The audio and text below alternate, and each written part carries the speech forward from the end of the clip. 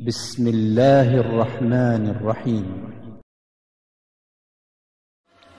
Od Bera ibn Aziba radijallahu anhu se prenosi da je rekao: izašli smo sa vjerovjesnikom sallallahu alejhi ve sellem da klanjamo dženazu nekom čovjeku od Ensarija.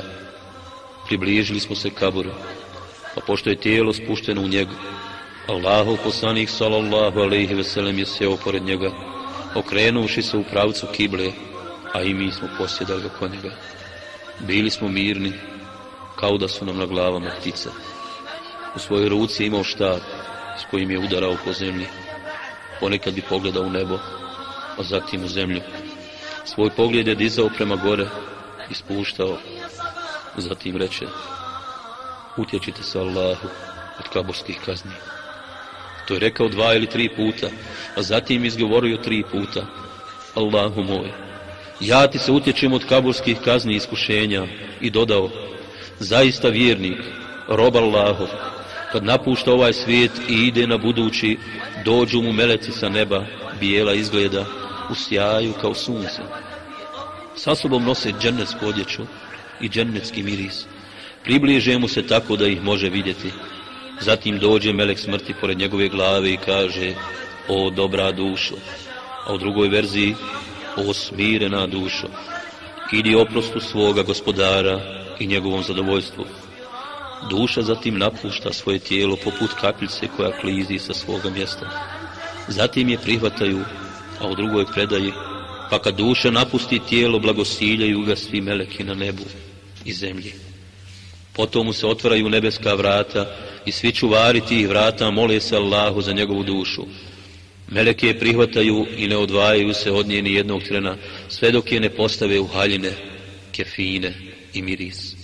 Uzvišeni Allah o tome kaže: وَيُرْسِلُ عَلَيْكُمْ حَفَظَةً حَتَّى إِذَا جَاءَ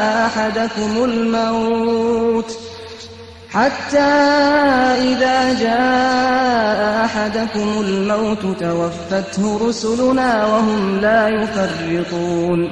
A kad nekom od vas smrt dođe, izaslanici naši mu bez oklijevanja dušu uzimaju. Od nje se proširi najljepši miris, kakvog na zemlji nema. Potom se, noseći je, penju u visine. Kad prođu pored grupe meleka, svi upitaju: čija je ovo plemenita duša? A meleki odgovaraju: to je taj i taj. I tada spomenu njegovo najljepše ime s kojim su ga ljudi zvali na zemlji. Tako biva sve dok ne prođu zemaljsko nebo i zatraže dozvolu za prolazak. Pošto im se dozvoli, idu dalje prema nebu koje slijedi. Tako biva sve dok ne dođu do 7. neba. Uzvišeni Allah tada kaže: Kalla inna kitabal abrari lafi illijin, wa ma adraka ma illijun. Pišite moga roba u knjigu velikana. Uistinu, knjiga čestitih je u Ilijunu, a znaš li ti šta je Ilijun? I on bude upisan u knjigu velikana, a potom im se naredi: vratite moga roba na zemlju, jer ja sam ljude stvorio od zemlje, u nju ću ih ponovo vratiti, a iz nje će biti proživljeni i drugi put. Zatim se njegova duša vrati u tijelo i tada čuje odjeke obuće svojih drugova kako napuštaju mezari. Tada mu dođu 2 snažna meleka koji ga počnu ispitivati: ko ti je gospodar? A on će odgovoriti: moj gospodar je Allah. Koja je tvoja vjera? Oni će ponovo pitati, a on će reći: moja vjera je Islam. A ko je čovjek koji vam je poslan? Upitat će oni, a on će reći: on je Allahov poslanik. Njihov daljnji razgovor će teći na sljedeći način: kako ti je djelo? On će odgovoriti: čitao sam Allahu u knjigu i vjerovao u ono što tamo piše. Zatim će ga stegnuti i ponovo upitati: ko ti je gospodar? Koje si vjere? Ko ti je poslanik? I to će biti posljednje kabursko iskušenje kojim će vjernik biti izložen. Uzvišeni Allah kaže: يُثَبِّتُ اللَّهُ الَّذِينَ آمَنُوا بِالْقَوْلِ الثَّابِتِ فِي الْحَيَاةِ الدُّنْيَا وَفِي الْآخِرَةِ. Allah će vjernike postojanom riječu učvrstiti i na ovom i na onom svijetu. A on će reći: moj gospodar je Allah, moja vjera je Islam. moj poslanik je Muhammed sallallahu alejhi ve sellem, a zatim će uzviknuti glasnik sa neba, istinu je rekao moj rob, pripremite mu mjesto u džennetu i otvorite džennetska vrata. Do njega će doprijeti džennetski miris, lijep i ugodan, a kabur će mu se proširiti dokle pogled dopire. Zatim će mu doći čovjek lijepa izgleda, u lijepoj odjeći, lijepo namirisan, i reći će: raduj se svojoj sreći, Allahovom zadovoljstvu i džennetu punom blagodati. Ovo je dan koji ti je obećan. On će sav radostan i sretan upitati: Allah te nagradio, a ko si ti što mi donosiš ovo dobro? Ja sam tvoja dobra djela koja si činio, odgovorit će on. Boga mi, ja sam to činio sa željom da postignem Allahovo zadovoljstvo, izbjegavajući grije. Allah neka te nagradi, odgovorit će on. Onda će se otvoriti džennetska i džehennemska vrata. Pokazat će mu se mjesto u džehennemu i reći: ovo ti je bilo predviđeno boravište, pa ti ga je Allah zamijenio sa mjestom u džennetu. Pošto pogleda džennet, reći će: gospodaru moj, ubrzaj sudnji dan da bi se susreo sa svojom porodicom i imetkom.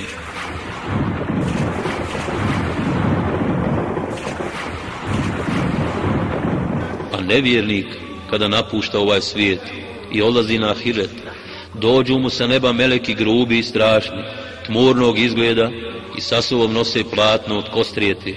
Približe mu se tako da ih može vidjeti, a zatim mu dođe melek smrti kraj njegove glave i kaže: o pogana dušo, izlazi, idi, Allah je srdit na tebe. Zatim će njegova duša napustiti tijelo uz veliku muku, kao što se vruć ožeg vadi iz vlažne vune, kidajući veze i živce. Proklinju ga meleki i stanovnici neba, pred njim se zatvaraju nebeska vrata, a čuvari tih vrata mole uzvišenog Allaha da im ne šalje takvu dušu. Zatim je prihvataju ona dva meleka u svoje ruke i ne puštaju je ni jednog trena, sve dok je ne postave na platno od kostrijeti. Tada se osjeti smrad kakvog nema na zemlji i zatim se dižu u visine. Kada prođu pored grupe meleka, svaka od njih upita: čija li ovo pogana duša? Odgovorit će se: to je taj i taj. I spomenut će njegovo najružnije ime s kojim su ga zvali na zemlji. Tako će biti sve dok ne dođu do kapije prvog neba i zatraže dozvolu, ali vrata im se neće otvoriti. Zatim je poslanik sallallahu alejhi ve sellem proučio: njima se nebeska vrata neće otvoriti i prije će deva kroz iglene uši proći, nego će oni u džennetu ući. Allah će tada reći: pišite ga u knjigu poniženih, a zatim ga vratite na zemlju, jer ja sam rekao da sam ljude od zemlje stvorio, da ih u zemlju vraćam i da ću ih ponovo iz zemlje proživjeti. Duša njegova bit će protjerana sa neba i spojit će se sa tijelom. Zatim je rekao: وَمَنْ يُشْرِكْ بِاللَّهِ فَكَأَنَّمَا خَرَّ مِنَ السَّمَاءِ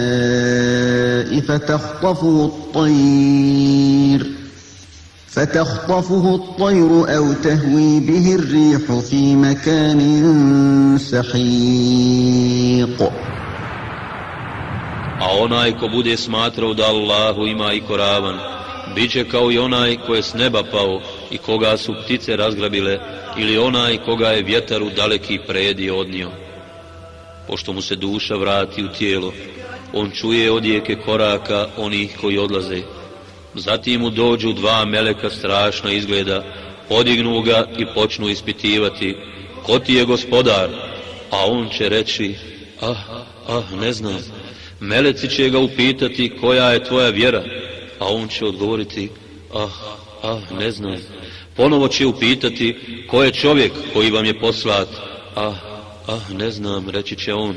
Tada će viknuti glasnik sa neba: laže on, pripremite mu mjesto u džehennemu, otvorit će mu se vrata džehennema i do njega će dopirati njegova vrelina i njegov smrad.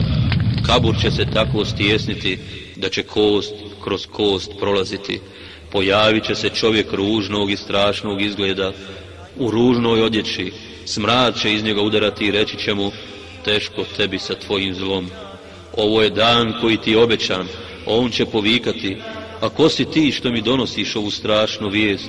On će mu odgovoriti: ja sam tvoja loša djela.